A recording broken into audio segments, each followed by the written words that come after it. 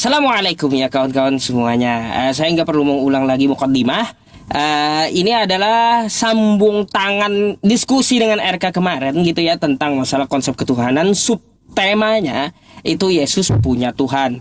Nah, kemarin itu saya udah sampai pembahasan di subtema, tapi sepertinya tidak terlalu menarik bagi saya Yesus punya Tuhan, karena memang sudah tertulis dia itu hamba di Bible kan gitu. Itu kurang menarik. Pastilah dia punya Tuhan kan teman-teman. Nah, jadi yang saya mau pertanyakan ini kejelasan tentang masalah konsep RK, baik di Kristen maupun di Katolik ya. Nah, tentang permasalahan apa? Kemarin saya mempertanyakan dua hal yang mana belum ada jawaban secara tekstual ya. Apa itu? RK membawakan pada mulanya adalah firman bersama-sama dengan Allah, dan firman itu adalah Allah. Firman itu telah menjadi manusia. Itu adalah catatan dari Yohanes. Nah, yang kita pertanyakan, kapan, hari apa, tanggal berapa, tahun berapa Yohanes melihat firman jadi manusia? Kan seperti itu.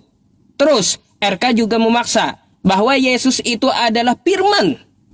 Ya, Yesus itu adalah firman itu sendiri. Baik, makanya ku jelaskan kemarin itu tentang masalah diriku. Bukanlah RK yang lebih tahu tentang diri saya. Pasti saya sendiri yang lebih tahu tentang diri saya. Di mana tahi lalat saya, di mana tanda lahir saya, tentang diri saya. Terus dari mana saya berasal. Pasti saya yang lebih tahu daripada RK. Kan seperti itu logikanya teman-teman. Nah, ketika Yesus dipaksa menjadi firman, Yesus itu adalah firman. Mana pengakuan Yesus? Dia berasal dari firman. Nah, itu yang kita tekankan. Mana pengakuan Yesus di Bible? Aku berasal dari firman. Jangan kau paksa kalau dia nggak ada ngaku.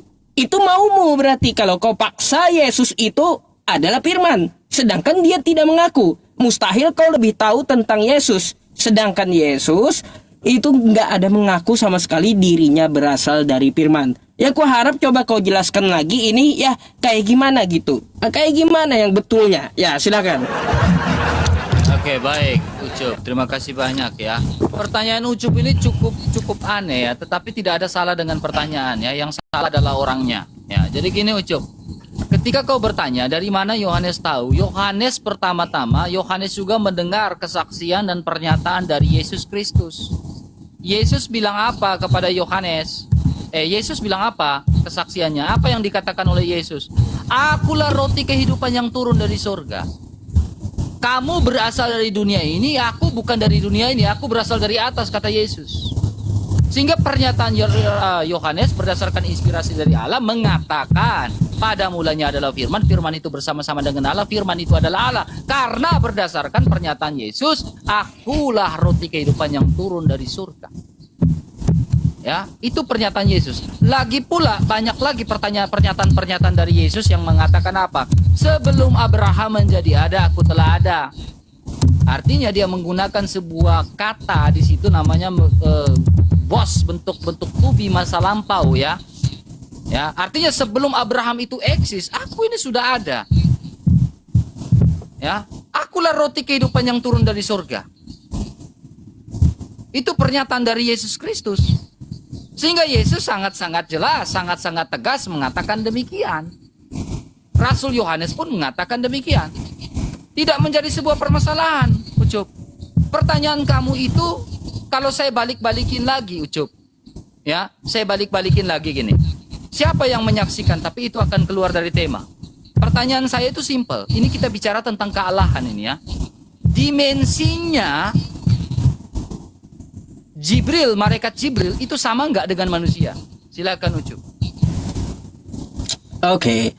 Baik, dia bertanya teman-teman, apakah dimensi malaikat dengan dimensi manusia itu sama atau beda? Ya jelas beda. Ya, contoh malaikat Munkar Nakir ya, dia mencatat tentang apa amal baik dan buruk. Nah, ini malaikat dikhususkan dia bisa menembus dimensi dunia. Oke? Habis itu yang bisa menembus dimensi dunia siapa lagi? Malaikat maut. Habis itu siapa lagi? Malaikat Jibril, sang penyampai wahyu. Tetapi ada beberapa malaikat yang tugasnya tidak menembus dimensi manusia. Contoh Raqib dan Atid. Ya teman-teman, mohon maaf. Munkar Nakir tadi ya itu dikubur. Yang menembus dunia Raqib dan Atid mencatat amal buruk dan dia mencatat amal yang baik. Jadi ada beberapa ya teman-teman malaikat yang memang menembus dimensi dunia untuk melakukan pekerjaannya. Tidak semua malaikat menembus dimensi dunia ya RK. Jadi seperti itu. Gampang kali gitu menjawabnya. Cuma tadi dari jawaban kamu RK. Coba kamu itu jujur. Yang kutanya tekstual di Bible. Gak masalah bagimu. Masalah bagi orang lain, ya. Bukan pertanyaan saya yang aneh ataupun saya yang aneh. Tapi itu adalah pembuktian bagaimana kau membuktikan bahwa Yesus itu betul-betul berasal dari firman Tuhan. Berarti berasal dari pengakuannya, ya kan seperti itu. Bukan dari kamu, siapa kamu, ya. Kalau kamu adalah orang yang bakal diusir Yesus doang gitu. Yang ku cari itu secara tekstual di Bible, adakah Yesus mengaku, aku berasal dari firman. Tuh. Ada nggak? Terus di mana Yohanes? Di tanggal berapa? Di hari apa? Tahun berapa? Yohanes melihat dengan biji matanya. Ya. Firman itu jadi manusia. Sebagaimana yang tertulis di dalam Yohanes 1 nomor 14. Kapan? Jawablah. Ya. Oke. Nih, ya, kau dengar baik-baik ya, Ucup ya. Kalau kau bertanya Yesus berasal dari firman, itu saya ralat narasi kamu, Ucup. Permasalahannya adalah narasi kamu itu tidak ada dalam Alkitab. Yesus berasal dari firman Tuhan. Itu narasi kamu, bukan narasi Alkitab. Ya, tetapi di dalam Alkitab mengatakan, dalam Yohanes 8 ayat 42 mengatakan, aku berasal dan keluar dan datang dari Sang Bapa. Sang Bapa itu transenden, sang sumber. Masa firman keluar dari firman? Kan tidak, Ucup. Makanya saya ingin menantang kamu nih, Ucup. Ya, tantangan saya itu jelas. Coba kamu tunjukkan narasi Yesus keluar dari firman. Ada nggak narasi dalam Alkitab seperti itu? Kau cari bolak-balik dari Kejadian sampai Wahyu, tidak dapat. Tapi kalau bilang Yesus sebagai sang firman, dia keluar dan datang dari sang Bapa, dia berasal dari sang Bapa, itu ada Yohanes 8 ayat 42. Itu jelas. Lantas bukan cuma Rasul Yohanes kesaksiannya itu. Maria, hari ini telah lahir bagimu Kristus Tuhan di kota Daud. Nah, di situ berbicara tentang Kristus. Artinya kalau bicara tentang Kristus berarti bicara tentang praeksistensi Kristus sebelum kekekalan masa lampau, Ucup. Yang menjadi pertanyaan saya, tadi kan kau bilang dimensinya berbeda. Ketika Allah ingin menyampaikan firman-Nya, dia melewat Jibril kan? Nah, Jibril ini kan dimensinya berbeda dengan manusia. Makanya coba kau perhatikan di dalam surah Maryam ayat 17, coba Ucup. Surah Maryam ayat 17 di mana dalam tafsir Ibnu Katsir yang mengatakan Jibril itu ya datang dalam rupa manusia.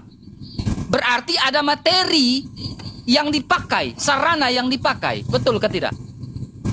Ada sarana yang dipakai. Coba kau jawab. Kena ini kamu. Baik. Ya, ayat yang kau bawa fattakhazat min dunihim hijaba fa arsalna ilaiha ruhana fatamassalaha basyaron sawiyya, kan kayak gitu. Jadi di situ malaikat Jibril berubah menjadi manusia yang sempurna. Oke? Udah ku bilang dari penjelasan di awal ya, yang bisa menembus dimensi dunia itu malaikat tertentu. Contoh malaikat Jibril, Munkar Nakir, malaikat maut yang bakal cabut nyawa kau. Kan gitu. Itu adalah malaikat-malaikat yang bisa menembus dimensi dunia karena pekerjaannya. Oke? Nah, untuk masalah malaikat, ya itu nggak usah heran RK, ya. Karena malaikat bukan Tuhan. Kau mau menyamakan firman jadi manusia. Tuhan jadi manusia. Beda, itu adalah malaikat yang menjelma. Oke? Jadi jangan kau samakan pula nanti Tuhanmu dengan malaikat yang kami yakini. Ya, lebih baik kau sembah malaikat aja, nggak usah sembah Tuhanmu. Nah, terus kamu tadi menantang aku katanya, carikan narasi bahwa Yesus firman yang dari Yesus itu manusia dari firman, kata kamu. Begini RK, ya, yang mengatakan Yesus itu dari firman bukan Islam, tapi Kristen dan Katolik, ya.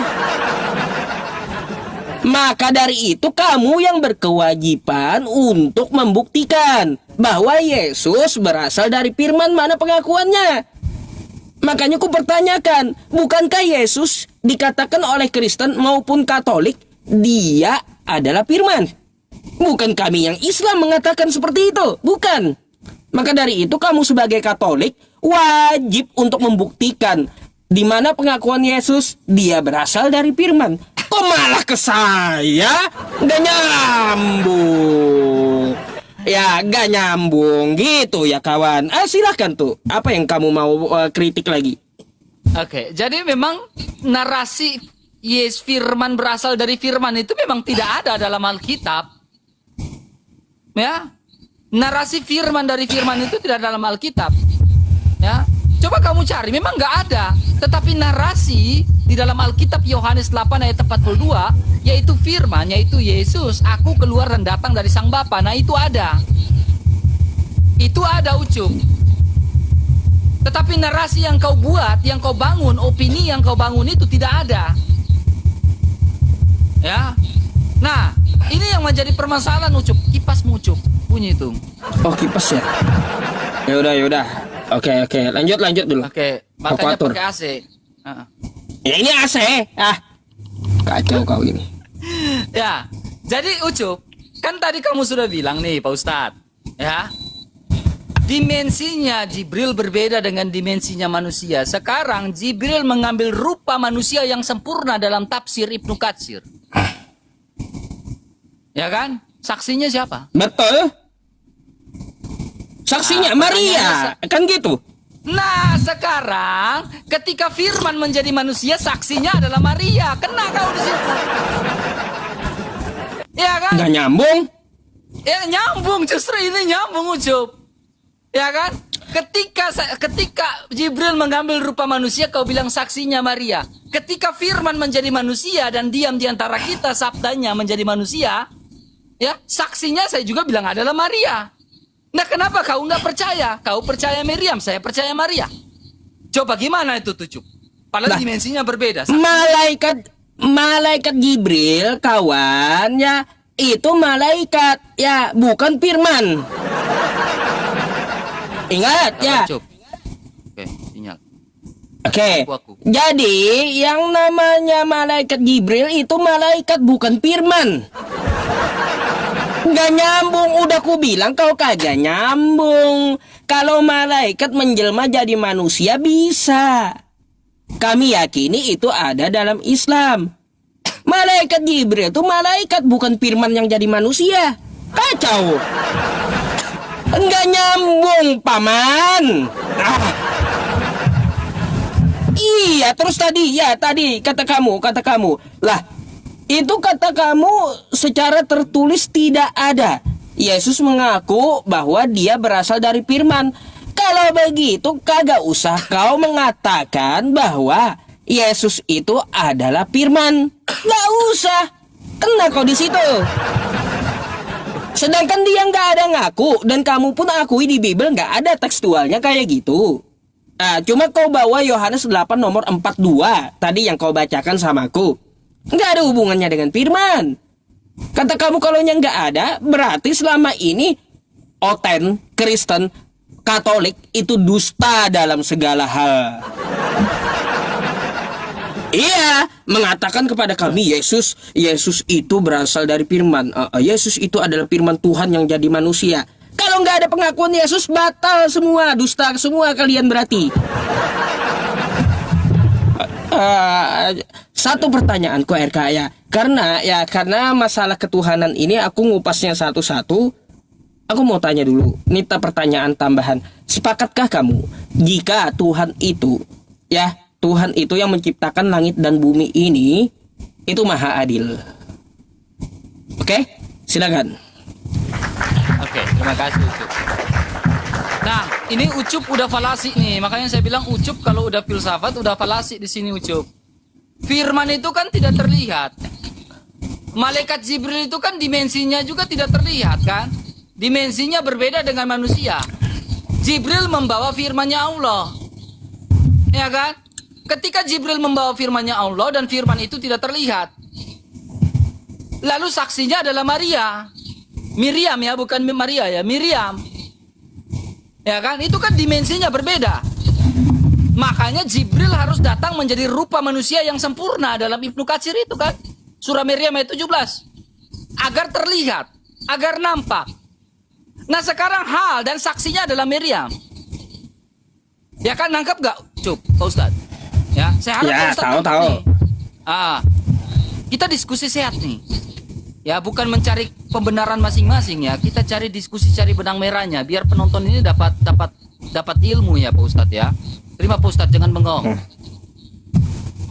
Ya. Jadi tetapi karena dimensinya berbeda, Jibril harus datang menjadi manusia tuh. Rupa manusia yang sempurna. Begitu pula firman yang tidak terlihat menjadi rupa manusia yang sempurna. Masa ada saksinya? Maria kan? Hari ini telah lahir bagimu Tuhan Kristus di kota Daud. Saksinya siapa? Maria. Begitu pula yang seperti kau bilang tadi, Miriam saksinya. Kenapa firman menjadi manusia nggak bisa? Tetapi Jibril menjadi manusia yang sempurna bisa. Ya kan? Berarti Jibril membutuhkan materi untuk memasuki dimensi manusia yang terlihat ini. Ya kan? Makanya saya ingin membuat sebuah perbandingan nih Pak Ustadz. Perbandingannya apa? Pak Ustadz bisa lihat di dalam Al-Qasas ayat 30. Di situ kan materi yang dipakai kan adalah pohon kan? Allah menyampaikan firman-Nya di balik pohon kan? Berarti apakah pohon itu adalah materi yang dipakai oleh Allah yang tak terlihat? Untuk menyampaikan kepada materi yang terlihat yaitu manusia. Ya, ini kita bicara nih Pak Ustadz ya. Kalau di dalam ilmu itu namanya transfigurasi. Ya, transfigurasi. Ya, coba Pak Ustadz jelaskan. Transfigurasi Baik. dari Jibril itu seperti apa? Baik, ya pernyataan kau di awal itu salah, RK. Karena kau akan kerepotan. Kata kamu firman itu gaib. Kan gitu. Perlu media seperti malaikat Jibril memerlukan media menjadi manusia. Begitu pula Tuhan kamu, kata kamu, ya, memerlukan media menjadi manusia. Maunya kamu. Kalau firman itu tidak terlihat lalu kamu yakini sebagai Tuhan, apa bedanya firman dengan iblis? Sama-sama kagak kelihatan. Coba jelaskan. Karena tolak ukurnya sama-sama tidak kelihatan. Firman dengan iblis apa bedanya? Yang mana iblis, yang mana firman? Yang mana roh, yang mana firman? Yang mana roh, yang mana iblis? Kan gitu. Ya, tolong kau jabarkan kepada kami, ya, apa bedanya iblis dengan firman? Sama-sama kagak kelihatan.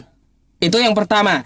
Terus yang kedua, ya, kata kamu sesuatu yang gaib kalau ke dunia perlu media. Lalu kapan Yohanes lihat firman? Dari tadi nggak dijawab, makanya disitulah yang kutanyakan. Kapan Yohanes lihat firman? Firman itu gaib, sedangkan Yohanes itu dia di dunia.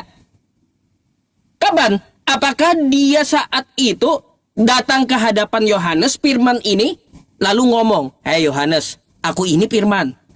Ada gitu? Jadi apa firmannya saat itu, saat ngomong sama Yohanes? Sehingga Yohanes berani menuliskan firman itu telah menjadi manusia, ya. Lalu kapan firman ngomong sama Yohanes? Kapan? Jadi apa firmannya? Sebelum dia jadi manusia, dia ngomong sama Yohanes jadi apa? Silahkan, ya. Bagus pertanyaannya. Pertanyaannya bagus, saya suka. Ya, bagus pertanyaannya Pak Ustadz. Nah, pertanyaan pertama Pak Ustadz saya langsung jawab nih Pak Ustadz. Ketika Pak Ustadz mengatakan apa bedanya firman yang tak terlihat dengan iblis. Bedanya adalah, makanya ada sebuah penekanan gramatikal di dalam Yohanes pasal 1 ayat 1. Penekanan gramatikalnya itu adalah NRK, enho logos, N. N itu titik di mana manusia tidak bisa menjangkau apapun. Menjangkau titik logos itu tidak bisa. Ya, di luar minus kekekalan, kata seperti itu. Ya, jadi firman itu minus kekekalan, berbeda dan tidak terlihat transenden. Berbeda dengan iblis. Iblis bukan minus kekekalan. Ya, iblis bukan minus kekekalan. Nah, perbedaan yang mendasar adalah firman-Nya Allah adalah NRK, enho logos. Minus kekekalan sudah ada. Ya, tidak bisa dilihat. Kemudian pertanyaan Pak Ustadz yang kedua tentang Yohanes. Saya tadi sudah menjelaskan di awal. Yesus mengatakan, "Akulah roti kehidupan yang turun dari surga." Itu kata Yesus. Rasul Yohanes mencatat itu. Sebelum Abraham menjadi aku telah ada, yang berhubungan dengan Yohanes 1, NRK tadi itu. Minus kekekalan itu. Nah, dan data yang selanjutnya itu di dalam Matius pasal 17 ayat 1 sampai 9. Ini di sini berbicara tentang transfigurasi dari Yesus Kristus. Di mana di situ Yesus membawa Petrus dan Yakobus serta Yohanes, ya, bersama-sama mereka naik ke atas gunung pada saat itu. Lalu Yesus di ayat Matius 17 ayat 2. Yesus berubah rupa di depan mata mereka, wajahnya bersinar seperti matahari, pakainya menjadi putih bersinar. Lalu ada suara dari atas, "Inilah anak yang kukasihi." Ya, menunjukkan bahwa pribadi Kristus itu adalah pribadi manusia dan pribadi ilahi, yaitu pribadi firman Allah. Ya. Jelas itu Pak Ustadz. Pak Ustadz, kipas anginmu Pak Ustadz. Padahal ini nggak kencang loh. Terus lanjut. Kencang kali lah. Ya. Pencet Pak Ustadz, jangan bengong itu. PK-PK-nya dijalankan Pak Ustadz. Oke, ya. 2 pertanyaan Pak Ustadz saya sudah jawab berdasarkan ayat tuh. Ya. Pertanyaan saya tadi, di dalam Al-Qasas tadi, Allah mau berbicara kepada manusia, materinya membutuhkan pohon kan?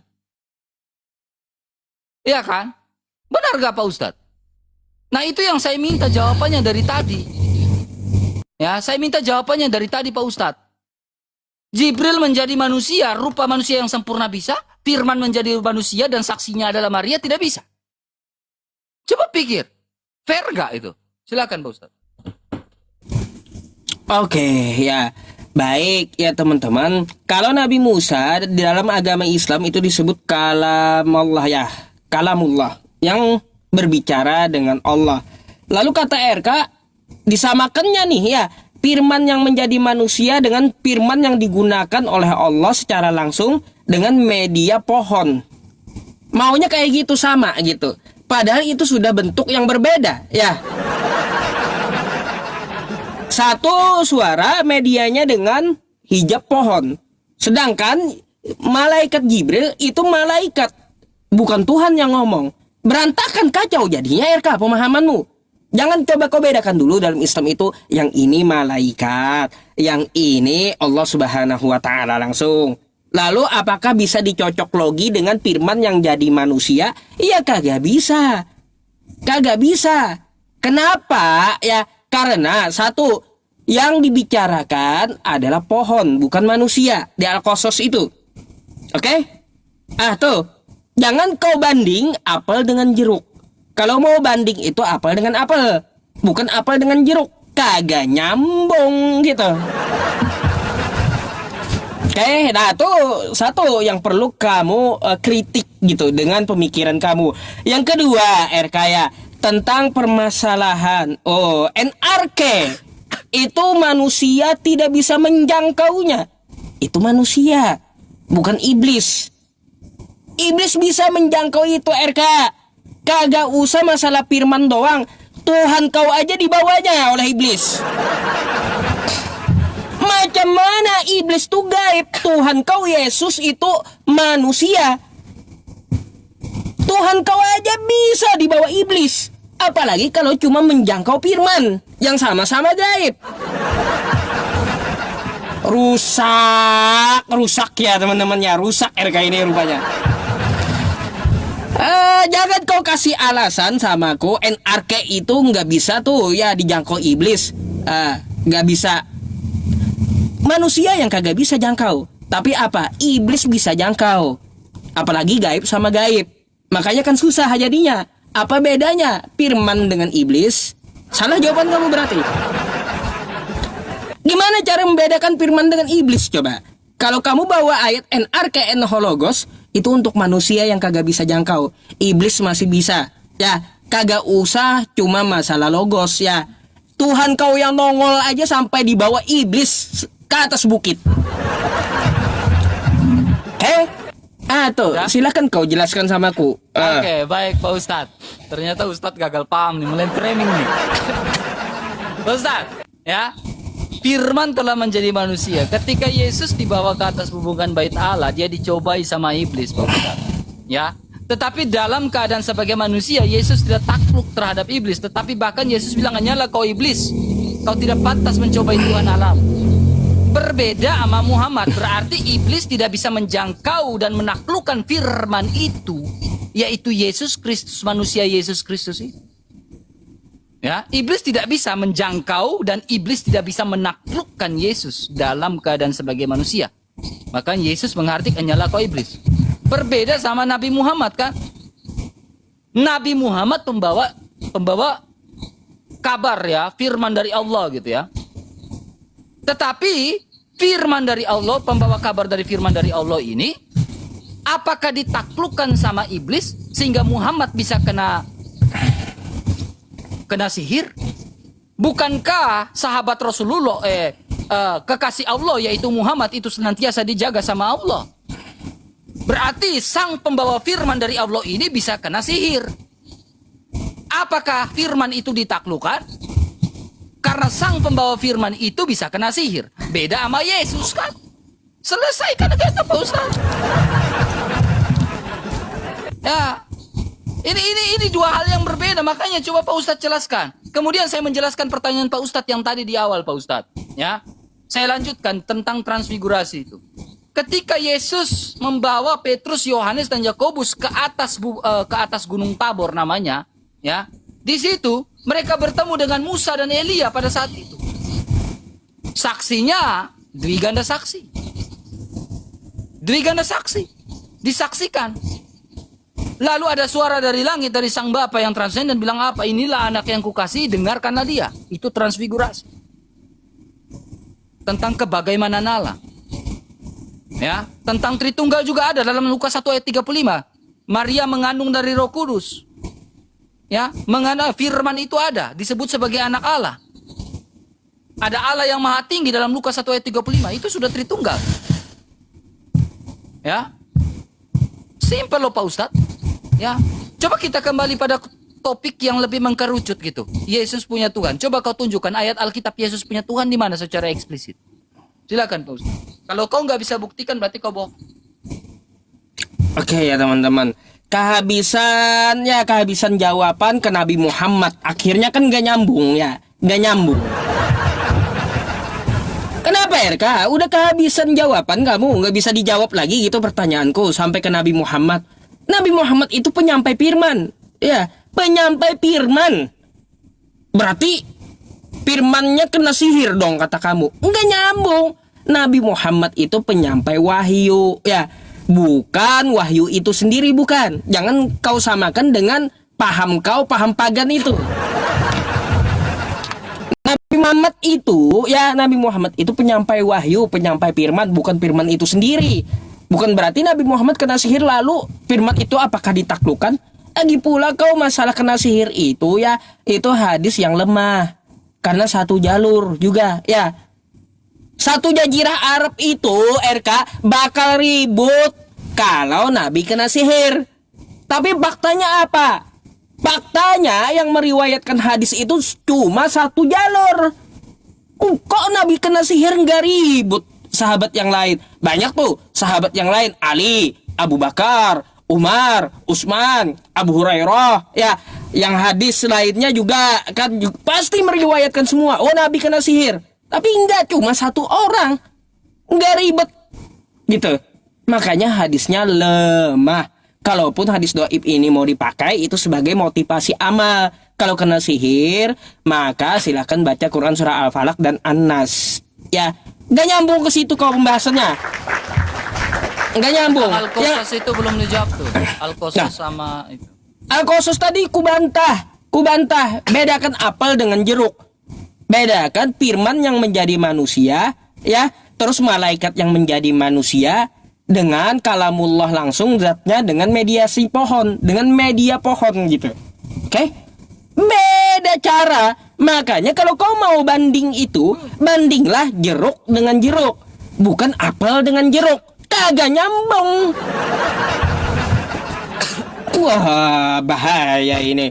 Maka dari itu RK, kamu belum jawab juga tadi kesepakatan di awal masalah konsep ketuhanan. Aku mau tahu paham kamu seperti apa. Apakah betul dan kamu sepakat bahwa Tuhan yang Maha Kuasa itu juga Maha Adil? Coba jawab ringkas saja. Sepakat atau tidak? Silakan. Tuhan yang Maha Kuasa ya tentu dia juga adil. Maha Adil gitu. Oke. Silakan lanjut. Kenapa? Kau nggak mau Ya. kau nggak mau tanggapi narasiku? Ya ini gue mau tanggapin ini ya. Oh, ya udah. Gue mau tanggapin ini ya. Jadi gini Pak Ustadz. Berarti Tuhanmu membutuhkan media ketika dia menyampaikan firman. Salah. Lanjut dulu. Tuhanmu membutuhkan media. Salah satunya di Al-Qasas ayat 30 medianya adalah pohon kan? Itu kan tadi Pak Ustadz jelaskannya seperti itu. Iya kan? Nah sekarang media yang dipakai dalam kekristenan ketika firman menjadi manusia adalah buah rahimnya Maria. Dan Maria adalah saksi. Didatangi sama malaikat Gabriel pada saat itu. Bukan Jibril ya. Ya, makanya Pak Ustadz udah kena nih. Maju kena, mundur kena. Tadi saya tanya siapa saksinya? Pak Ustadz bilang Miriam. Dalam Miriam 17. Begitu pula saya, ketika malaikat Gabriel mengatakan bahwa hari ini telah lahir bagimu Tuhan di kota Daud. Siapa saksinya? Maria. Terbukti dia mengandung. Seorang perawan yang mengandung kan? Terbukti. Ya. Maria tahu itu adalah juru selamat. Dan orang Yahudi tulen tahu.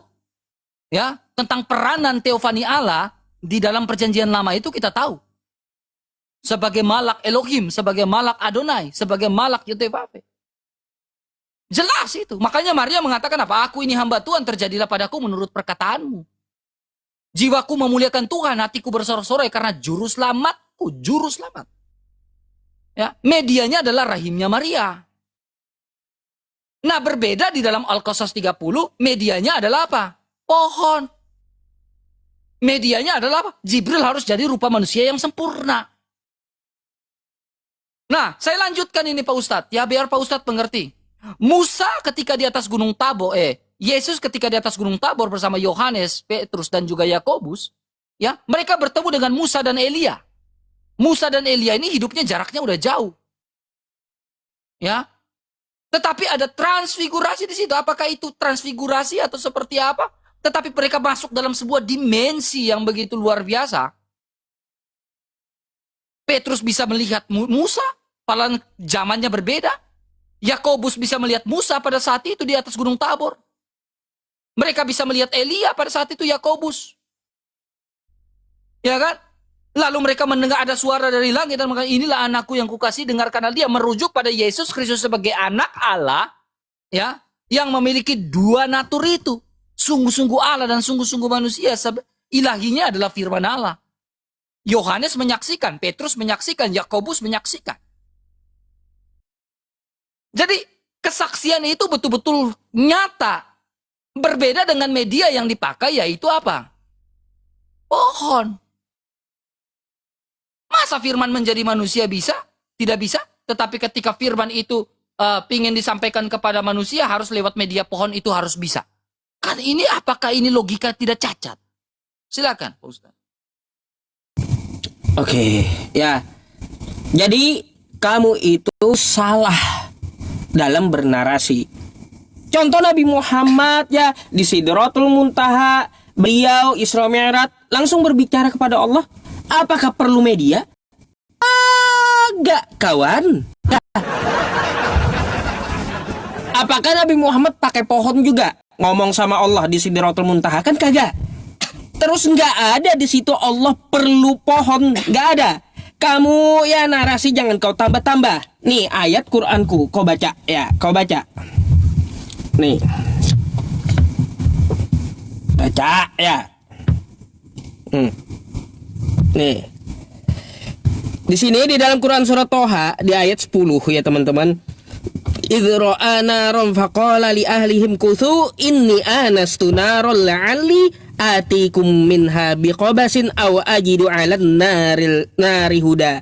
Apa artinya? Di sini dikatakan ketika ia melihat api, lalu berkatalah ia kepada keluarganya, tinggallah kamu di sini, sesungguhnya aku melihat api, mudah-mudahan aku dapat membawa sedikit daripadanya kepadamu, atau aku akan mendapat petunjuk di tempat api itu. Nabi Musa yang perlu gitu ya pohon itu untuk apa? Mendapatkan petunjuk.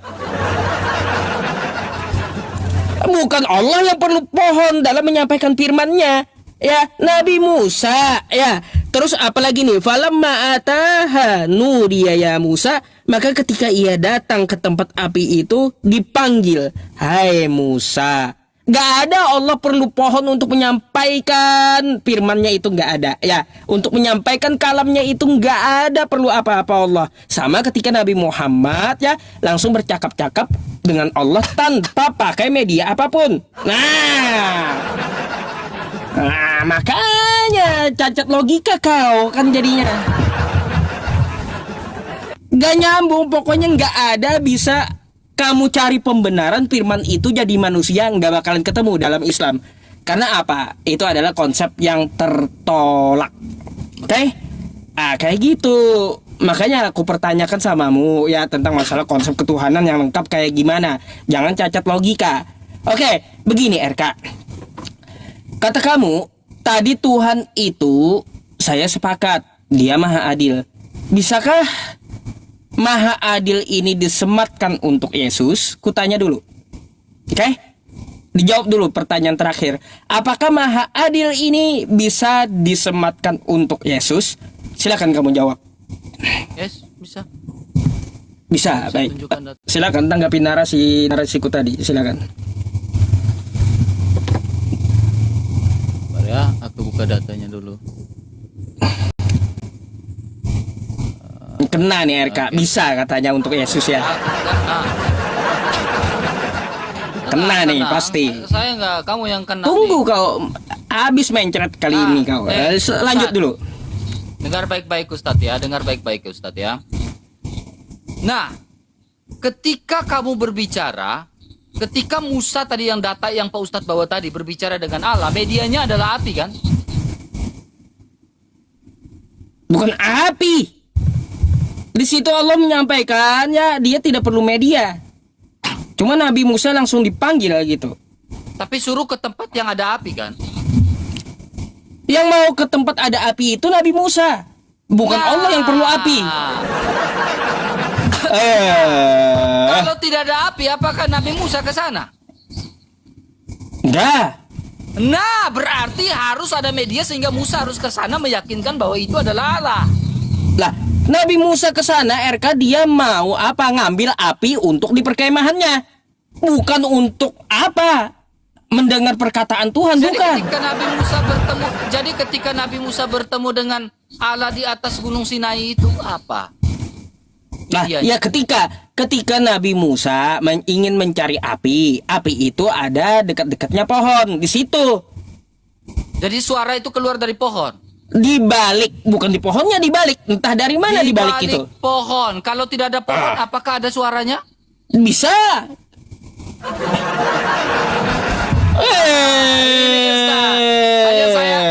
Hanya saya nggak mau kejar Ustadz. Saya nggak mau kamu kabur lagi dari saya Ustadz ya.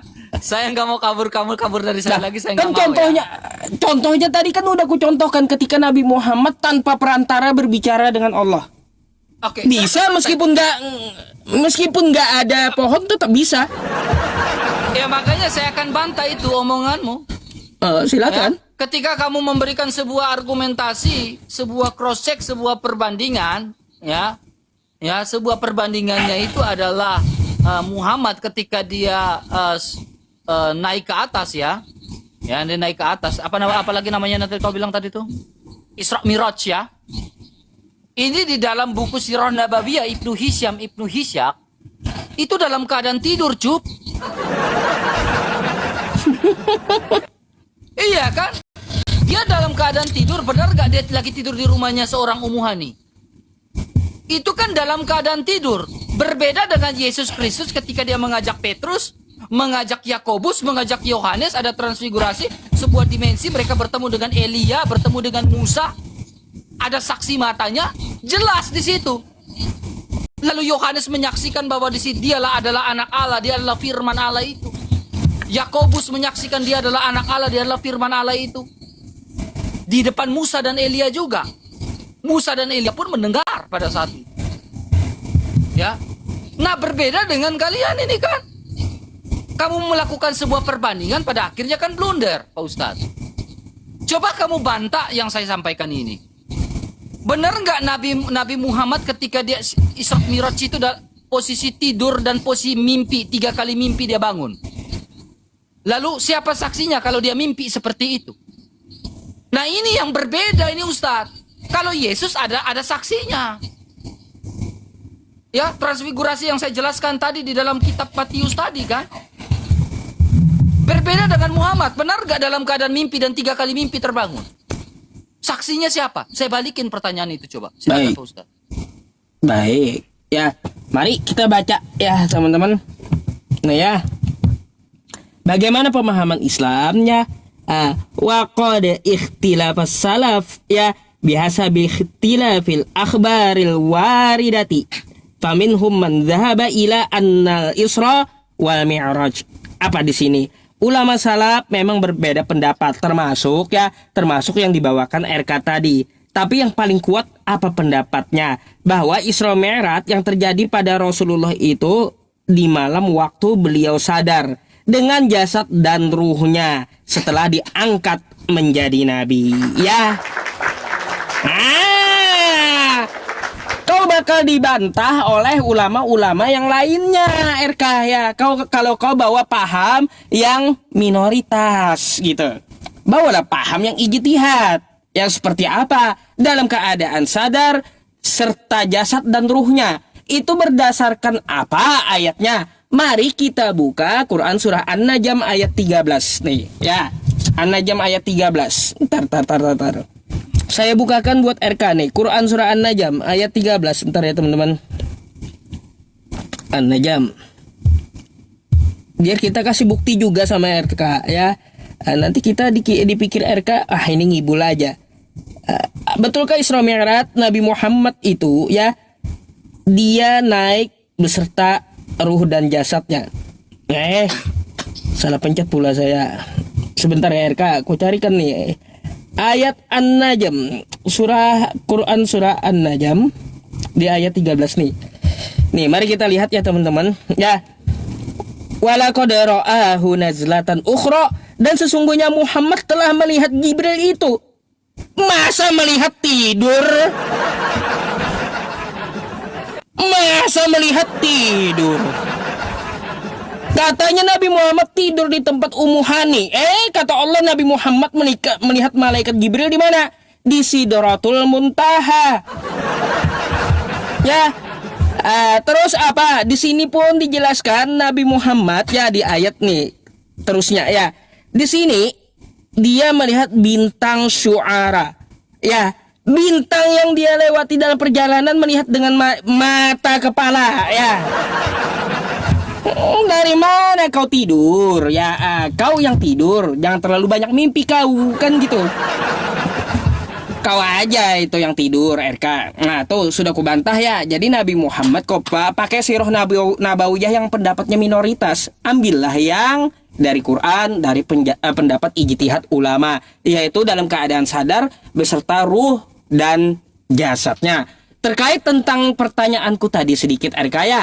Aku makan waktu ya, makan waktu sedikit untuk menjelaskan tadi.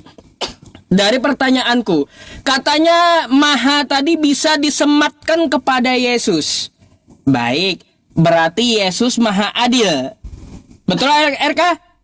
Yes. Oke, sekarang jika Yesus itu Maha Adil, Yesus yang kau tuhankan adalah Tuhan yang Maha Adil, RK, ini pertanyaanku yang satu pun tidak dapat dijawab oleh sekelas pendeta S3 sekalipun. Apa pertanyaannya? Jika Tuhanmu Maha Adil, jika Yesus itu Maha Adil, Yesus itu turun di Nazaret ya selama 33 tahun. Disaksikan oleh orang-orang di sekeliling Yesus doang, bukan di seluruh dunia. Mana keadilannya ya bagi mata kita, oke? Bagi mata kita, keadilan Yesus tuh di mana? Kita nggak bisa hari ini lihat Yesus, sedangkan orang abad pertama itu bisa lihat dengan biji matanya. Jika Tuhanmu Maha Adil, ya mana keadilan Yesus bagi biji mataku, biji matamu? Hari ini kita tidak dapat melihat Yesus. Ayo, jelaskan, di mana adilnya? Bagus pertanyaan. Saya suka ini pertanyaannya. Pencet, jangan bengong. Pencet. Ya. Jadi untuk RK tuh biasanya menjawab dulu baru bertanya ya, baru sanggah argumentasi kamu, narasi kamu tadi ya, Pak Ustadz ya. Bagus, saya suka diskusi kayak gini Ustadz ya. Ini mengedukasi juga orang-orang yang di bawah ini Ustadz ya. Jadi di mana kemahaadilan itu? Allah itu ya. Ya, ini kita bicara tentang sistematik teologi ini Pak Ustadz. Ya, jadi ada sistematiknya. Pada zamannya Adam, Adam itu berlaku sebagai imam. Ya, dan tugas dari seorang imam, tupoksi, tugas fungsi pokoknya itu ya, adalah mengestafetkan kebenaran itu kepada anak-anaknya. Kemudian kita lanjut pada fase berikutnya, di mana Israel, kenapa bukan bangsa Arab? Israel, ya, ini pertanyaan buat Pak Ustadz itu. Kenapa bukan bangsa Arab yang dipimpin dan dijaga oleh Allah Yakub, Allah Ishak dan Allah Abraham? Ya. Nah, bangsa Israel pada saat itu sebagai tiang penopang dan dasar kebenaran, dan Harun sebagai imam pada saat itu. Tujuannya apa? Mengestafetkan kebenaran dan pemberitaan itu kepada segala bangsa. Nah, sekarang di zaman Yesus, ya, kamu bilang Yesus gak adil. Adil dong. Kenapa saya bilang gak adil? Pada saat ini Yesus mendirikan gereja, Matius 16 ayat 18. Dan tugas dari gereja adalah mengestafetkan, memberitakan Injil kepada segala bangsa. Adil gak? Didengar gak kepada segala bangsa? Didengar. Satu dunia ini Kristen. Mayoritas satu di dunia ini Kristen. Adil gak? Adil. Allah maut tidak akan menguasainya, Matius 16 ayat 18. Ya, jelas itu, Pak Ustadz. Jadi kau bilang di mana keadilan dari Yesus? Sangat adil. Gereja sebagai tiang penopang dan dasar kebenaran, jemaat dari Allah yang hidup. Tugasnya adalah memberitakan kepada segala bangsa. Dan Allah maut tidak akan menguasainya. Dan banyak seluruh bangsa satu dunia ini mendengarkan Injil Kristus. Adil? Adil. Nah, sekarang saya sanggah nih omongan kamu Ustadz. Ini ada dua nih. Sirah Nabawiyah. Ya. Ya, ini dari sejarah lengkap kehidupan ini. Bisa lihat sendiri. Sirah Nabawiyah. Ada ISBN-nya. Ya Ustadz ya. Ini juga Sirah Nabawiyah, tetapi sirah yang tertua adalah Ibnu Hisham, betul? Oke, kita lihat nih Ustadz. Ya, kamu bilang nggak dalam keadaan tidur. Bagaimana Pak Ustadz bilang nggak dalam keadaan tidur, Ustadz? Teman-teman, kasih menang dulu teman-teman, biar ini catatan ini jelas nih teman-teman. Ini peristiwa Isra dan Miraj nih. Ya, ini posisinya lagi apa nih? Aku lagi tidur. Malaikat Jibril datang kepadaku. Kedua kalinya. Lagi-lagi dia lagi tidur. Ya. Jadi kau bilang itu Sidratul apa yang tadi itu saksinya adalah Allah dan Jibril. Nah sekarang jiwa dan raga ini posisinya lagi tidur loh, Pak Ustadz. Posisinya lagi dalam mimpi loh. Baca yang betul itu, ia membangunkanku. Iya kan? Ia membangunkanku. Saat lagi jadi tidur. jadi kalau udah dibangunkan tuh masih tidur gitu saat bangun. Lalu tidur lagi. Aduh. Lanjut dulu. Ya kan? Dibangunkan, tidur lagi. Dibangunkan, tidur lagi. Dibangunkan, tidur lagi. Kan Berbeda dibangunkan dengan toh. Yesus. Tidur Kan lagi. dibangunkan, bukan tidur lagi, dibangunkan dia. Jadi sesuai 3 dengan kali, penjelasanku. 3 kali, tapi akhirnya apa? Bangun kan? Posisi tidur. Di mana posisi tidur? Nah. Ayo, tampilkan lagi datamu. Tampilkan lagi datamu. Itu. Tampilkan Berarti lagi dalam- datamu, Sabar, baca sabar. lagi. Jangan potong, Pak Ustaz. Tenang. Ya, oke. Jangan potong. Ya, itu kan dalam posisi tidur, Ustadz. Saya hanya ingin melakukan sebuah komparasi dan perbandingan. Perbandingannya apa? Di dalam kitab Matius yang tadi saya bacakan, ya, di dalam Matius pasal 17 ayat 1 sampai 9, itu Yesus tidak dalam keadaan tidur loh. Ketika dia membawa Petrus, Yakobus, dan Yohanes ke atas Gunung Tabor, bertemu dengan Elia dan Nabi Musa, itu tidak dalam keadaan tidur loh. Nah, inilah letak perbedaan antara Kristen dan Islam. Saya pun tidak mau memaksanya. Letak perbedaannya di sini, Ustadz. Kalau kalian, Nabi Muhammad dalam keadaan tidur, meskipun dibangunkan. Ya, tetapi Yesus Kristus bukan dalam keadaan tidur. Udah tahu letak perbedaannya. Yesus tidak pernah dalam keadaan tidur loh. Ya, jadi kesaksian itu betul-betul fakta. Ya, dwiganda saksinya ada. Sekarang saksinya satu orang manusia yang menyaksikan. Sabar gini Pak Ustadz ya. Terakhir. Pertanyaan saya nih Ustadz. Tunjukkan satu orang manusia atau dwiganda saksi, 2 orang manusia ya, yang menyaksikan Muhammad melakukan Isra Miraj. Silakan. Jawab dulu, baru narasi. Bentar. Aku bernarasi dulu, keburu lupa. Ya, nanti kalau kau jawab dulu keburu lupa aku. Jangan kau kibulin aku gitu ya, RK ya. Kau baca Sirah Nabawiyah, tapi saat itu malaikat Jibril membangunkannya. Yang namanya orang bangun itu nggak bisa disebut mimpi. Bangun bukan tidur. Kau bawa data, tapi data kau sendiri menghantam kau. Macam mana?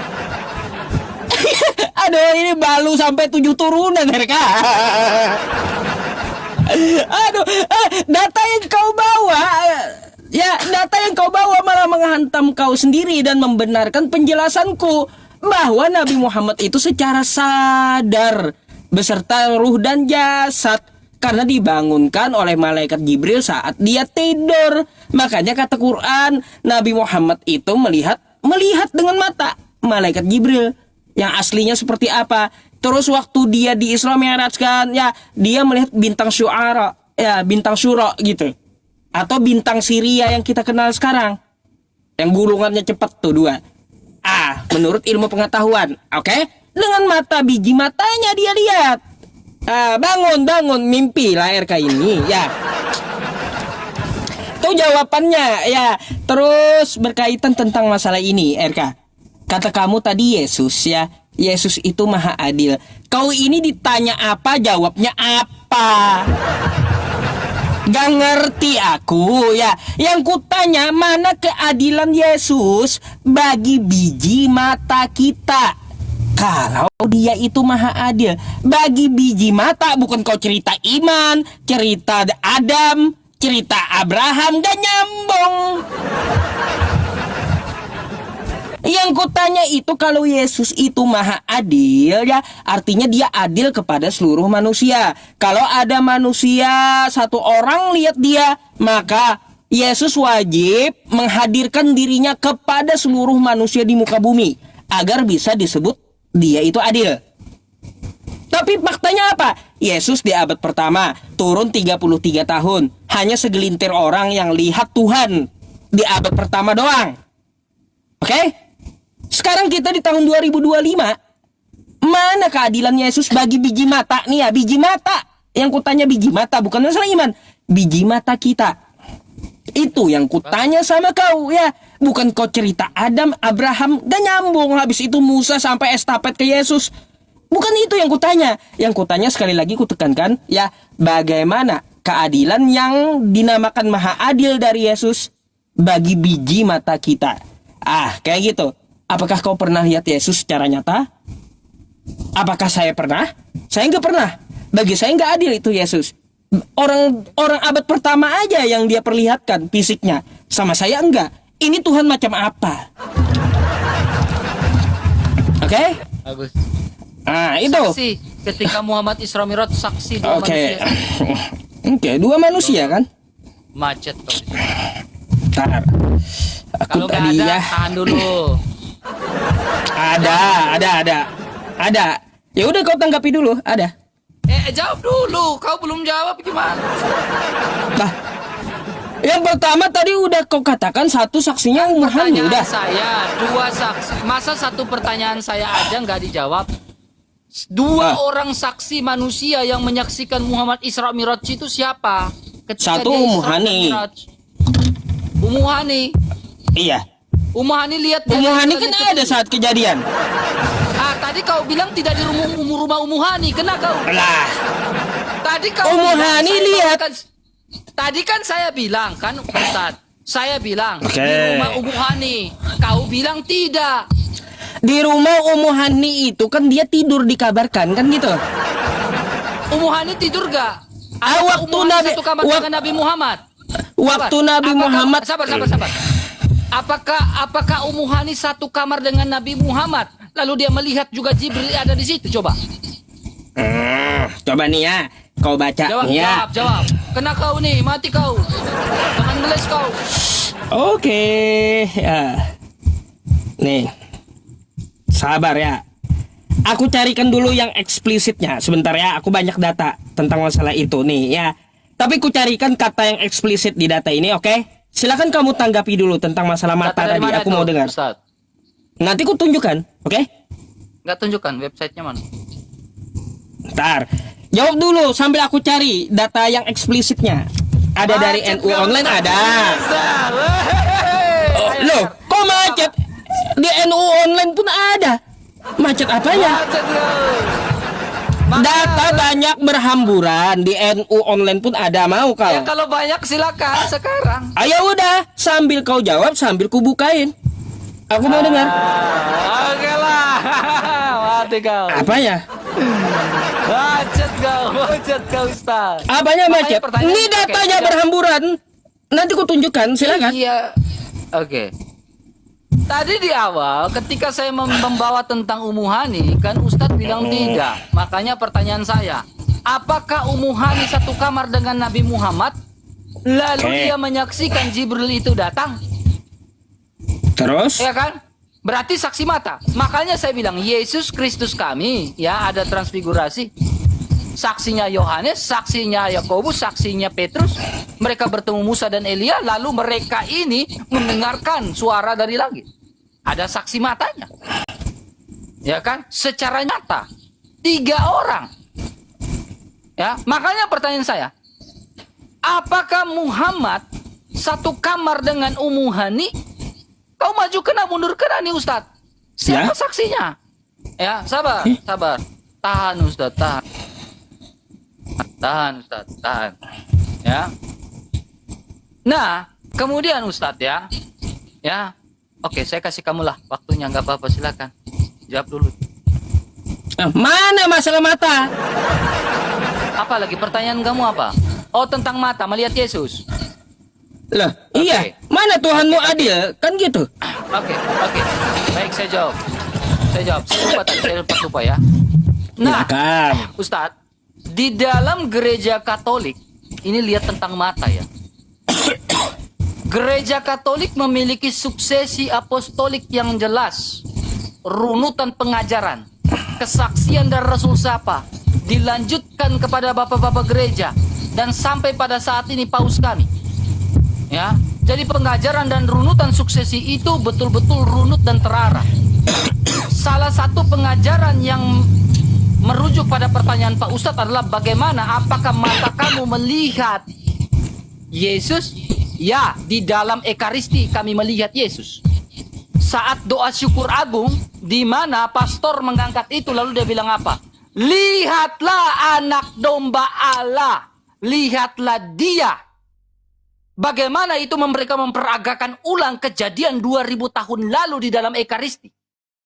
Ya, lalu kami melihat anak domba Allah yang menghapus dosa dunia. Mata saya melihat. Ketika bilang lihatlah, jangan saya tidak tunduk. Saya melihat dan memandang itu. Jadi apakah kau pernah lihat Yesus? Saya lihat Yesus di dalam Ekaristi. Selesai. Ya? Selesai kan? Benar kan? Benar kan? Dalam dimensi rohani saya melihat kan? Udah atau belum? Oke, sekarang silakan kamu jawab. Siapa saksinya? Laki-laki, perempuan yang melihat itu? Silakan. Kamu yang gak nyampe. Gini yang kutanya tadi samamu dengan mata kita, biji mata, bukan dengan bukan dengan Ekaristi, bukan. Ya karena memang Ekaristi adalah keimanan saya. Sekarang aku tanya, kau lihat fisik Kamu tahu Yesus Ekaristi enggak? apa? Sebentar aku tanya, yang aku minta perbandingannya, kau lihat fisiknya Yesus enggak? Saya melihat di dalam Ekaristi. Iya di dalam Ekaristi dengan mata.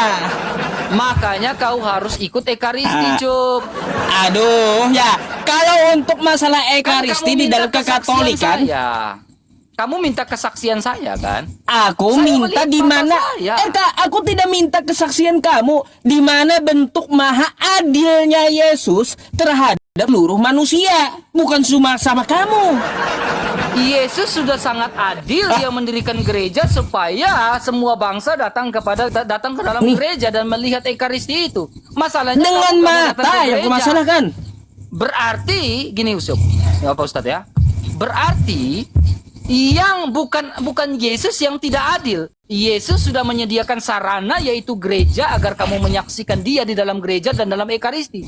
Kamu yang tidak mau datang ke gereja, berarti yang tidak adil itu bukan Yesus. Tetapi kesombongan dan ketamakan mulai yang tidak mau datang ke gereja Katolik. Coba, udah? Dua manusia tadi tuh. Udah. Jawab dulu, dua manusia yang menyaksikan Muhammad naik Isra Mi'raj itu siapa? Oke. Jadi gini ya teman-teman semuanya ya, saya akan tunjukkan datanya sama RK ya. Tapi saya mau tanggapi dulu, kenapa RK enggak nyambung-nyambung ya? Jawab dulu Ustadz, jangan kau mutar Ustadz. Saya gampang. Ya, Aku pasti jawab itu. Jawab dulu, gak mau saya, gak mau. Fair lah Ustadz. Kalau bilang kalau kau kagak bisa.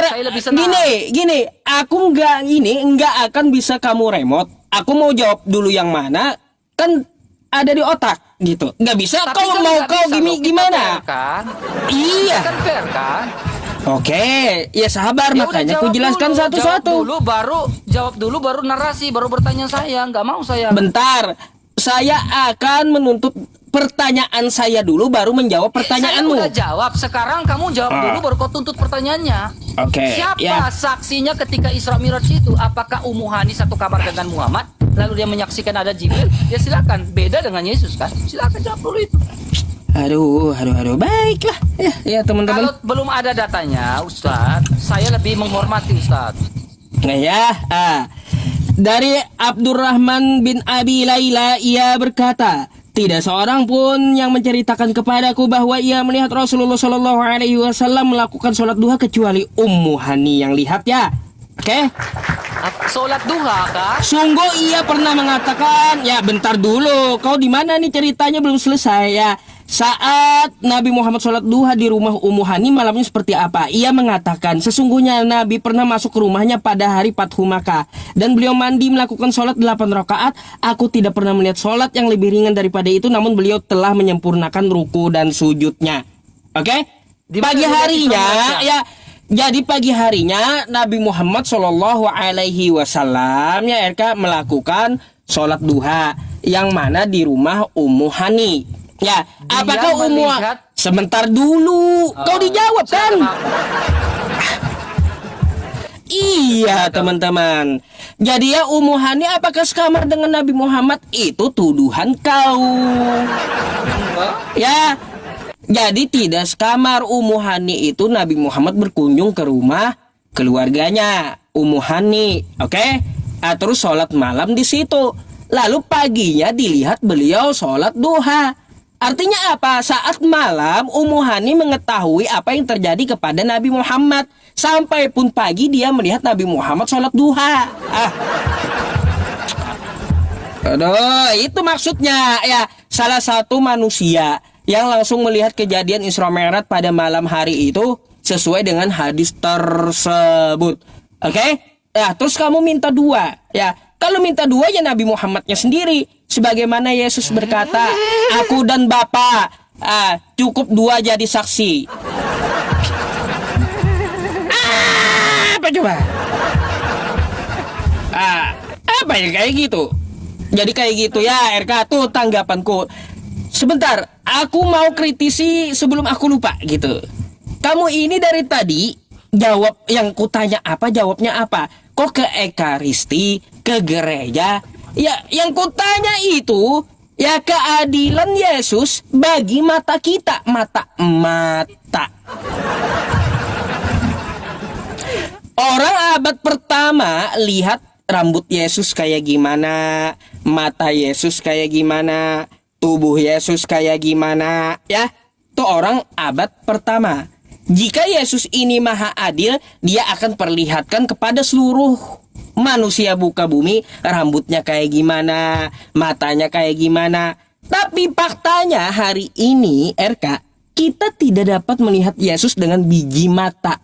Ya, biji mata. Yang kutuntut darimu, mana keadilan Yesus bagi biji mata kita, bukan bagi iman ekaristi. Itu bagimu. Mana? Itu bagimu, bagi Katolik, bagi imanmu. Yang kutanya bagi seluruh manusia. Karena apa? Karena kau menyepakati bahwa Tuhan itu maha adil. Artinya dia adil kepada semua orang yang di muka bumi ini meskipun di luar Kristen. Kenapa? Gak nyambung-nyambung dari tadi kau. Udah. Coba, aku minta jawaban yang spesifik gitu. Silakan. Oke. Ini yang saya bilang, Cuk. Ya. Gereja Katolik itu universal loh. Ya, ketika kau masuk gereja Katolik, kau akan melihat Tuhan di dalam ekaristi.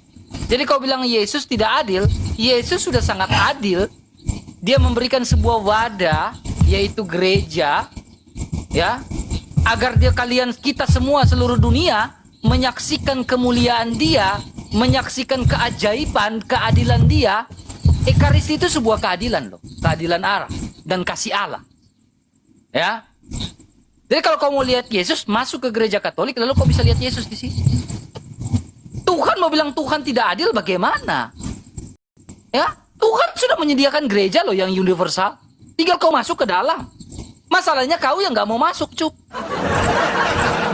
Sehingga kau bilang Tuhan tidak adil. Kau yang gak mau masuk, sehingga kau bilang Tuhan itu tidak adil. Lalu saya tanggapi nih, Cuk. Data yang kau bawakan tadi, saya tidak tahu websitenya dari mana, saya tidak tahu. Saya butuh website yang jelas. Oh, website. Ya. Website, sabar, jangan ketegang. Tahan, Ucup, tahan. Artinya, Ucup, ya, di dalam itu website yang kau harus tunjukkan jelas. Artinya di dalam itu kau harus menunjukkan data yang kau bawakan tadi. Itu Ummu Hani tidak melihat perjalanan Isra Mi'rajnya Muhammad, tetapi Ummu Hani melihat Muhammad sedang sholat duha, tidak melihat Isra Mi'raj. Konteks pembicaraan dan diskusi kita adalah ini bicara transfigurasi. Ketika Muhammad Isra Mi'raj, siapakah dua manusia yang menyaksikan? Kau bilang Ummu Hani, tetapi Ummu Hani menyaksikan, tidak menyaksikan Isra Mi'raj, tetapi menyaksikan sholat duha. Saya bantah itu. Kau coba kau bantah argumentasi saya. Kemudian kedua, kau bilang saksi kedua adalah Muhammad. Itu subjektif. Yang saya minta saksi yang objektif, bukan yang subjektif, Ucup. Tidak ada saksi lain lagi, Ucup. Tetapi gini, Ucup, ya, saya nggak mau kamu nih teman saya. Ini kita hanya dialog. Ya, saya nggak mau nekan kamu, saya nggak mau paksa kamu, Ucup, ya, nggak mau saya. ya. Saya pingin panjang dengan kau Ucup dialog, ya. Saya nggak mau panjang. Saya mengasihi kamu Ucup, ya. Maafkan saya salah-salah kata ya Ucup ya. Ya, itu hak kita penonton yang menilai. Ya, Oke. penonton yang menilai Ucup ya. Penonton yang menilai. Saya nggak mau tekan kamu, nggak mau tekan kamu. Ya silakan. Oke. Aduh, mau nangis dia kawan. Iya, Teman-teman, belum kan kali lima. selesai. Belum Berapa kali selesai juga ya. Mau berapa kali pun terserah ya, terserah. Aku belum makan Ucup, lapar aku. Wah, alasan lapar pula. Ya udah ya. Makan apa? Kayak gini kalau gitu ya. Habis ini kita PK sekali lagi. Makasih Bang Beruang sama Bang Andin tadi ya. Kita PK sekali lagi. Habis itu kasih 5 waktu buatmu, 5 menit buatmu, 5 menit buatku. Oke? Sebagai kesimpulan. Oke. Sekali lagi habis ini. Ya, nih, terakhir nih. Mangga. Baik RK ya. Hadis yang ku bawa ya RK bukan website. Hadis Bukhari kau buka aja ya, nomor 1176. Bukan website, udah main website. Ya, orang ada hadisnya kok ya. Ya, tuh ya. Ada hadisnya nih ya. Sahih Bukhari 1175 dan 1176 ya. 1175-nya tentang masalah sholat duha ya. Tentang masalah Nabi sholat duha ada juga di 1176-nya di rumah Ummu Hani, yang mana diceritakan pada saat itu ya. Pada saat itu Fathu Makkah beliau mandi ya. Lalu beliau melakukan apa? Sholat lebih ringan daripada sholat itu, hanya saja beliau tetap menyempurnakan dengan ruku dan sujud. Makanya ya, ketika waktu peristiwa Isra Mi'raj, Ummu Hani ini rumahnya sudah dikunjungi Nabi Muhammad malam itu ya, untuk silaturahim. Lalu beliau melaksanakan sholat di sana. Sampai pagi Ummu Hani melihat kegiatan Nabi Muhammad di situ, RK ya. Orang dari malam kok ya tidur sampai beliau dibangunkan malaikat Jibril. Lalu apa yang dilakukan, kemana, tahu ya, tahu semua. Habis itu sampai pagi beliau melakukan sholat duha. Makanya disuruh menyempurnakan dengan ruku dan sujud seperti di Al-Quran. Jadi bukan satu kamar seperti tuduhanmu ya. Terus tuduhanmu mentah ya, mentah. Ummu Hani adalah saksi peristiwa Isra Mi'raj. Terus yang kedua, kata kamu objektif. Ya, objektif. Kamu nyarinya yang subjek. Kalau yang subjek ya lebih ngibul Yesus RK. Salah. Ya. Kenapa Bukan.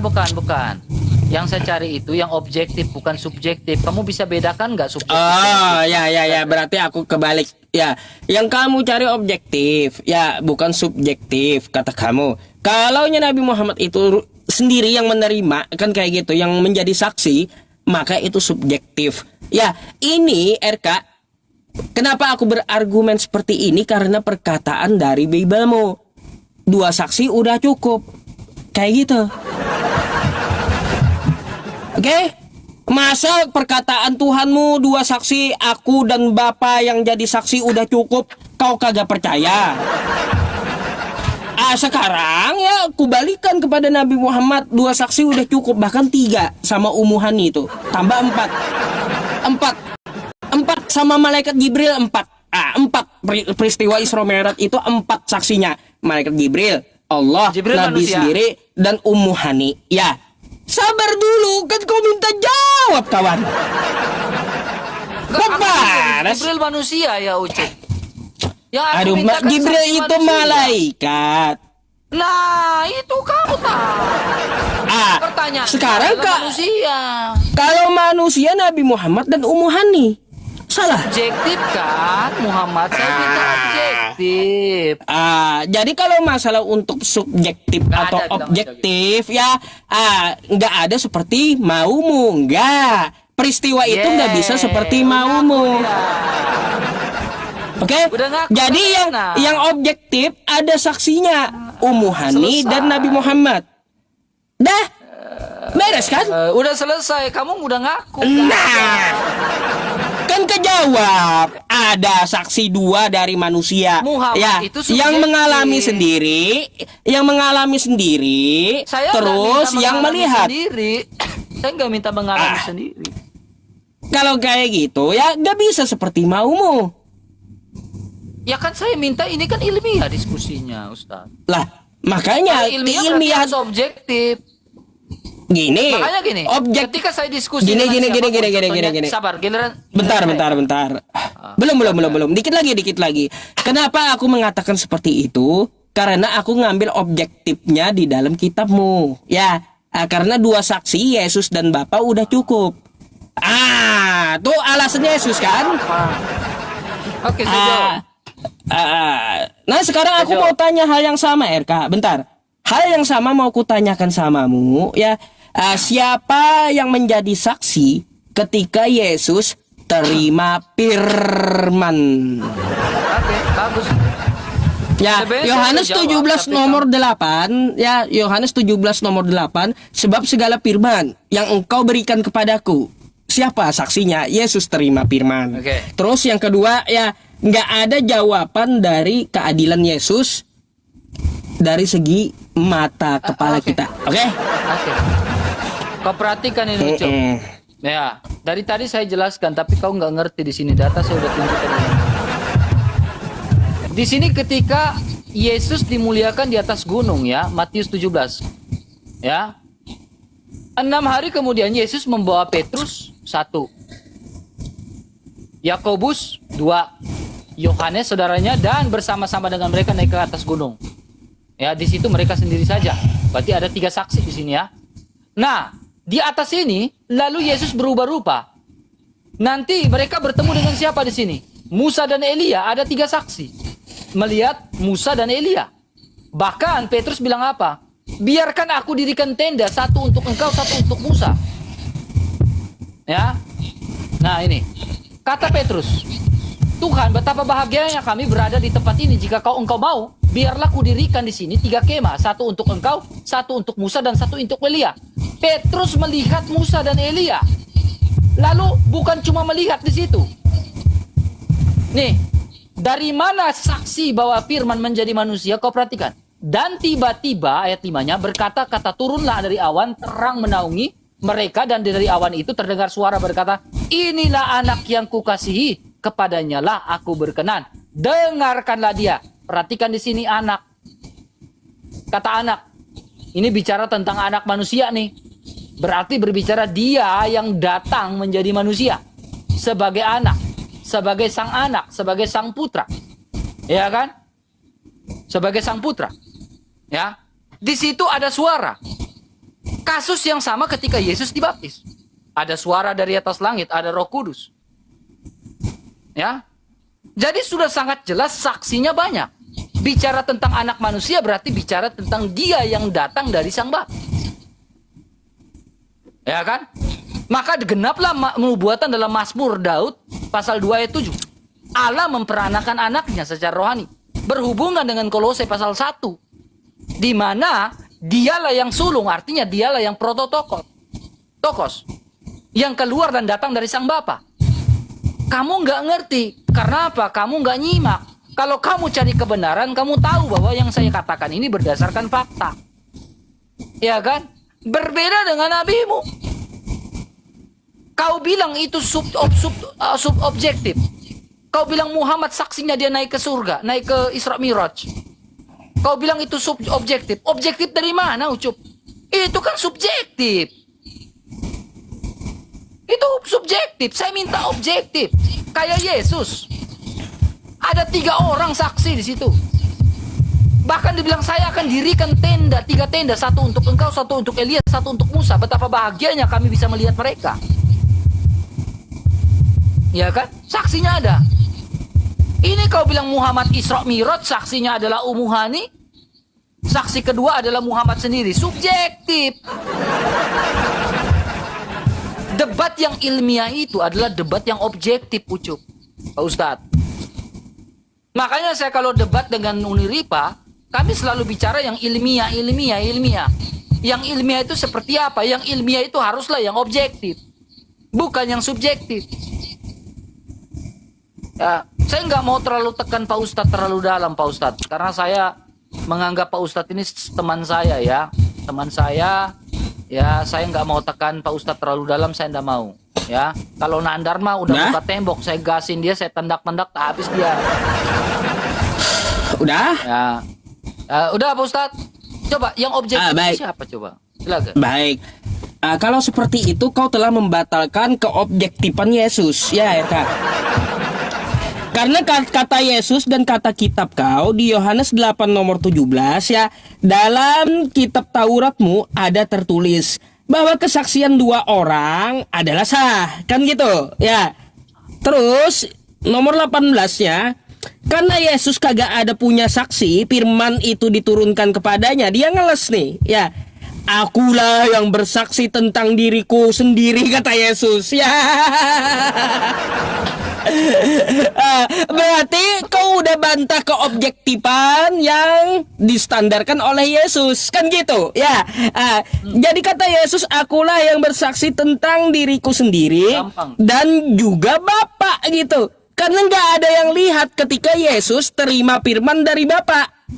Ya nggak ada yang lihat gitu. Oke? Gampang.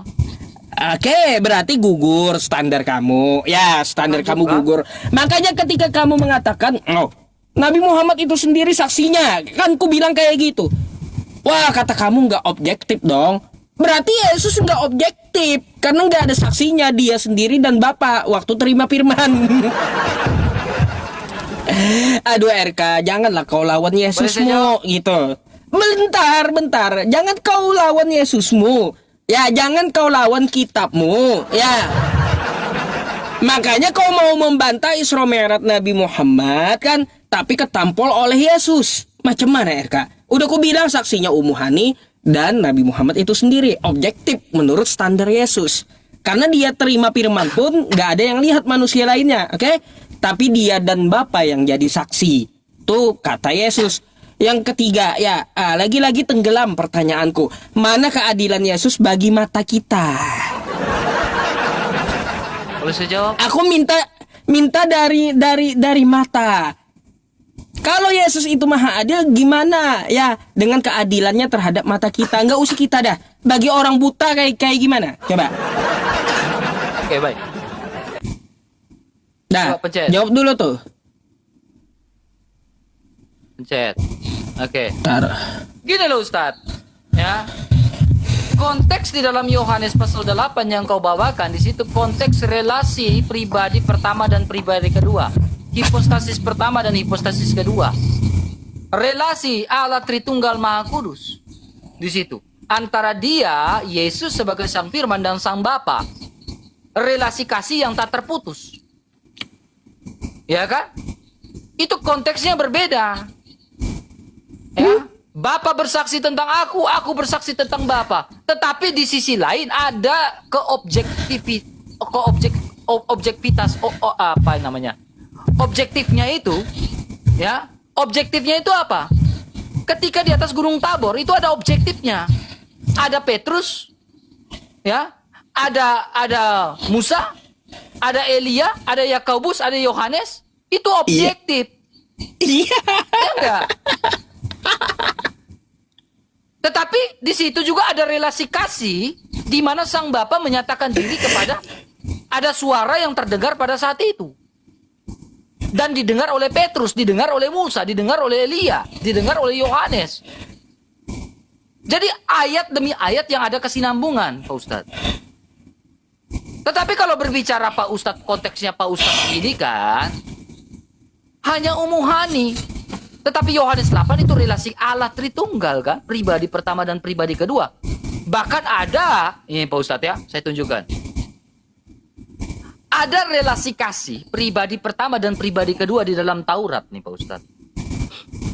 Ya, saya tunjukkan Pak Ustadz ya, sabar bentar Pak Ustadz ya. Nanti kita last round ini ya. Sabar.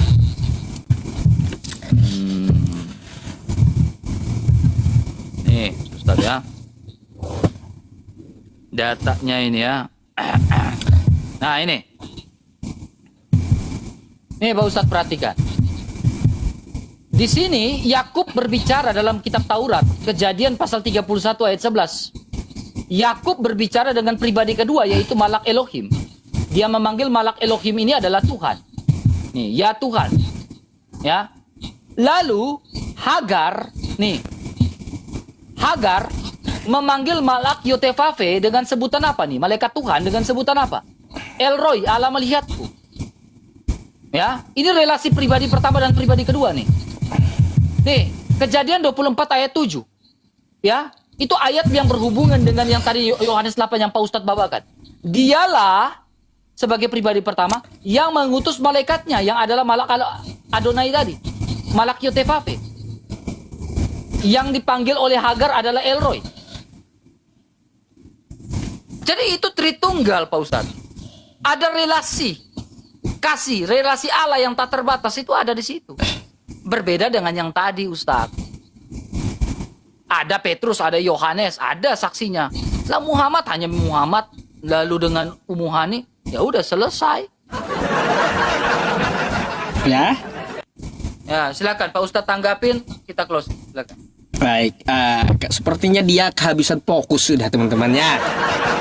Bukan habis fokus Ustadz, gua lapar, gua belum makan. Oh lapar, alasan pula kau kalau kau bukakan Bibelnya dengan standar yang sama seperti Isra Mi'raj ya. Isra Mi'raj itu kan menerima firman dari Tuhan toh ya. Menerima firman dari Tuhan sama seperti Yesus yang terima firman dari Tuhan. Siapa saksinya? Nggak ada. Ketika ditanya kepada Yesus siapa saksimu Sus? Aku sendiri dan Bapa sudah cukup.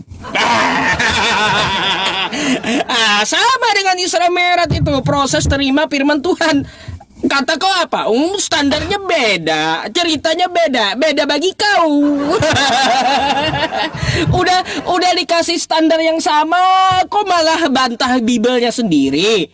Aduh, terus ya ini RK sangat kusayangkan satu hal. Ada satu pertanyaanku yang belum ketemukan jawabannya sampai sekarang gitu. Keadilan Yesus bagi mata kita nggak pernah adil dia. Kalau dia tidak pernah adil, maka sudah gugur gitu jadi Tuhan, nggak patut dituhankan. Makasih Bang Beruang ya. Jadi seperti itu RK. Itu aja sih tanggapan aku ya tentang masalah Ummu Hani dan Nabi Muhammad. Udah aku jawab juga Isra Mi'raj. Oke, teman-teman semuanya, mungkin habis ini kita bisa closing langsung dengan RK ya. Silakan RK closing 5 menit dan saya 5 menit. Oke. Oke ya. Enggak, 2,5 menit kan pembukaan. Oh, 2,5 baik. menit 2,5 menit. Oke, silakan. Mau curang di akhir. Ingat ya, closing nggak boleh framing ya. Nggak boleh nyebrang dah, intinya kayak gitu biar nggak ada framing. Ya. Oke, nggak boleh nyebrang ya. Pencet start. AC-mu berisik kali lah, ganti AC-mu start. Oh ini paling redam. Oke lah Ustadz ya, terima kasih banyak atas diskusi malam ini ya. Saya nggak mau terlalu keras-keras dengan Pak Ustadz ya. Nggak mau saya keras-keras ya. Ya diskusi hanya sebatas seperti ini. Ya saya udah berjanji dengan Ustadz juga nggak mau diskusi seperti dulu ya. Ya diskusi ya seperti ini. Yang dibawa mendengarkan, bisa saling belajar gitu kan. Nah inilah diskusi yang baik. Saya suka yang seperti ini Ustadz ya. Saya harap Pak Ustadz juga suka diskusi seperti ini ya. Sehingga tidak ada hal yang akhirnya membuat perpecahan di tubuh NKRI ini ya Pak Ustadz ya. Diskusi sehatlah seperti ini ya. Ya itu lebih baik ya berdasarkan data. Saya sangat berterima kasih ya Ustadz kembali mau diskusi dengan Bang RK ya, terima kasih. Karena hampir 1 bulan, bukan 1 bulan, 6 bulan tadi tahun lalu dia nggak mau diskusi sama saya. Ya, tapi terima kasih lah Ustadz, kamu udah kembali mau diskusi sama saya lagi. Saya suka diskusi seperti ini ya. Ya, Pak Ustadz keren. Ya, saya harus kasih apresiasi ke Pak Ustadz Yusuf ya. Pak Ustadz keren. Ya, teman-teman Islam di bawah juga pendukung Pak Ustadz keren. Ya, saya harus akui kalian keren. Karena kalian gak repot-repot saya. Terima kasih. Ya, Itu saya bersyukur sekali ya. Terima kasih banyak lah Ustadz. Ya, silakan Ustadz. Ya, maaf kalau salah-salah kata, sabar Ustadz. Kalau ada salah-salah kata, ya mohon dimaafkan. Jangan dimasukkan dalam hati Pak Ustadz ya. Ya, kita tetap berteman meskipun beda akidah, beda agama, ya kita tetap berteman, satu NKRI. Silakan Pak Ustadz Tafadol. Oke, ya, saya juga berterima kasih balik kepada RK gitu ya untuk diskusinya malam hari ini. Saya mohon maaf kalau ada kosakata yang salah juga atau penyampaian kurang. Untuk diskusi ini jadikanlah sebagai penambah edukasi serta wawasan untuk kita semuanya ya teman-teman. Tapi saya kaget aja sih, RK tiba-tiba langsung nasionalisme gitu. Oh, tumben-tumbenan gitu loh teman-teman. Entah mau jadi pejabat apa habis ini RK, gak tahu saya. Iya teman-teman. Nah itulah yang kita perlu sampaikan pada kesempatan malam hari ini ya teman-teman. Silahkan Anda menilai sendiri apa yang disampaikan oleh RK dan apa yang disampaikan oleh yang saya sampaikan gitu ya. Jadi kalau menurut Anda kurang ya Anda bisa tambahkan. Dan itulah sesuai keilmuan yang ada di dalam Al-Quran. Karena apa? Kalau saya diskusi teman-teman itu nggak akan luput dari dalil Quran maupun Bible. Kalau saya menjelaskan dengan RK hanya memakai Quran, otomatis nggak akan percaya. Setidaknya ya RK bawa Quran dan saya pun bawa Bible. Nah, di dalam Al-Quran Allah Subhanahu wa taala berfirman, "Wa tammat kalimatu rabbika shidqan wa 'adla la mubaddila li kalimatih wa huwas samii'ul 'alim." Dan telah sempurnalah kalimat Tuhanmu yang mana di dalamnya mengandung keadilan dan kebenaran. Ya teman-teman, tidak akan ada yang dapat mengubahnya. Maka dari itu kenapa ya saya diskusi lintas agama ini kokoh ya teman-teman argumentasinya. Karena saya bawa Al-Quran, firman dari Allah Subhanahu wa taala yang tidak akan bisa diganggu gugat oleh manusia. Nah, itu kuatnya di situ teman-teman. Ya, kalaunya kita masalah hadis berbicara, ya kita harus cek dulu hadisnya matanya seperti apa kan gitu. Tapi kalau udah Al-Qur'an yang berbicara 100% itu adalah kebenaran dari Allah Subhanahu wa taala. Nah, itu teman-teman kunci atau teknik saya gitu ketika menghadapi kawan-kawan kita yang di luar agama Islam. Kita sajikan saja dalil kita, kalau bisa kita mirroring. Tapi di balik itu jangan dianggap kami menghina gitu ya. Karena sebuah penghinaan itu sesuatu yang kita sampaikan tetapi tidak ada datanya. Di dalam agama Islam kita dilarang untuk menghina sesembahan orang lain. Wala tasubbul ladzina yad'una min dunillahi fayasubbullaha adwan bighairi ilmin. Dan janganlah kamu menghina sesembahan yang mereka sembah selain Allah, karena mereka juga akan menghina Allah tanpa ilmu pengetahuan. Jadi terima kasih untuk RK ya pada kesempatan malam hari ini. Mungkin kita bisa diskusi lagi ke depannya dengan tema yang berbeda. Tepuk tangan buat RK. Oke, thank you. Terima kasih Ya. Ustadz ya.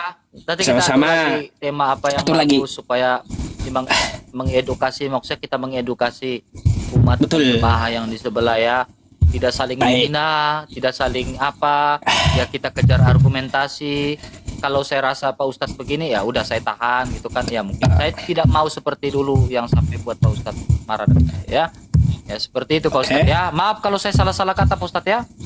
Oke. Thank you Oke. ya. Jin pamit Thank dulu you, nih. Ustadz. Oke Ustadz. Selamat malam.